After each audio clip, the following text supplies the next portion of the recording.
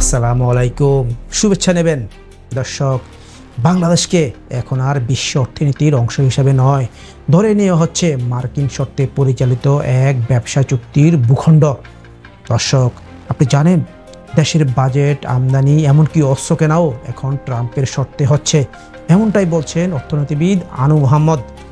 এই ভিডিওটা আপনার দেখা দরকার, কারণ এর শেষে আপনি শুনবেন এমন কিছু যা বুঝিয়ে দেবে বাংলাদেশ কি আদৌ আর স্বাধীন অর্থনীতি নিয়ে বাঁচছে।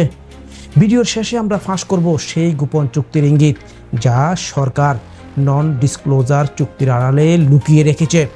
তবে বিশ্লেষণে যাওয়ার আগে এমন আরও তথ্যভিত্তিক ভিডিও পেতে আমাদের ইউটিউব চ্যানেলটি সাবস্ক্রাইব করুন, ফেসবুকে ফলো করে পাশে থাকুন।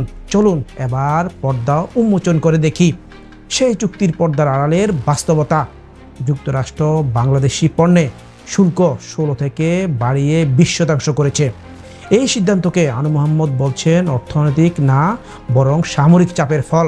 তিনি বলছেন যুক্তরাষ্ট্র বাজার অর্থনীতির কথা বললেও আসলে এখন অর্থনীতির শক্তিতে না, বরং সামরিক ক্ষমতায় দানবীয় হস্তক্ষেপ করছে। আর বাংলাদেশের ক্ষেত্রে সেটি হয়েছে গোপনে। দর্শক, আপনি কি ভাবছেন এটা কেবল বাণিজ্য চুক্তি? ভুল ভাবছেন। এই চুক্তির আওতায় বাংলাদেশকে বলা হয়েছে যেখানে কম দামে পাওয়া যায় সেখান থেকে কেনা যাবে না। যেমন এলএনজি কিনতে হবে যুক্তরাষ্ট্র থেকে, বোয়িং কিনতে হবে যুক্তরাষ্ট্র থেকেই, এমনকি যদি দরকার না থাকে সাধারণ জিনিস, এমনকি অস্ত্র আমদানি করতে হবে ঠিক সেখান থেকেই। সবচেয়ে ভয়ঙ্কর দিক, এই চুক্তিগুলোর কিছুই প্রকাশ করা যাবে না, কারণ তাতে আছে নন ডিসক্লোজার এগ্রিমেন্ট। আনু মোহাম্মদ এমনটি মনে করছেন।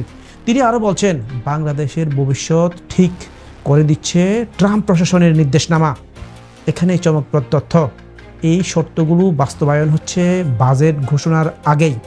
বুঝেছেন তো দর্শক, বাজেট ঘোষণার আগেই এমন শর্তগুলো বাস্তবায়ন হচ্ছে এবং সরকার এ নিয়ে মুখও খুলছে না। তার মানে কি বাংলাদেশ ধীরে ধীরে একটি আধা উপনিবেশ এ পরিণত হচ্ছে? প্রশ্ন ছুড়ে দিচ্ছি আপনাকে, এই চুক্তিটি কি আমাদের স্বাধিকার, অর্থনীতি ও স্বাধীনতাকে হুমকির মুখে ফেলছে না? কমেন্টে জানিয়ে দিন আপনার মতামত। ভিডিওটা শেয়ার করুন সচেতনদের সঙ্গে, আর সাবস্ক্রাইব করে পাশে থাকুন আমাদের সাথে। আজ এ পর্যন্তই, ধন্যবাদ।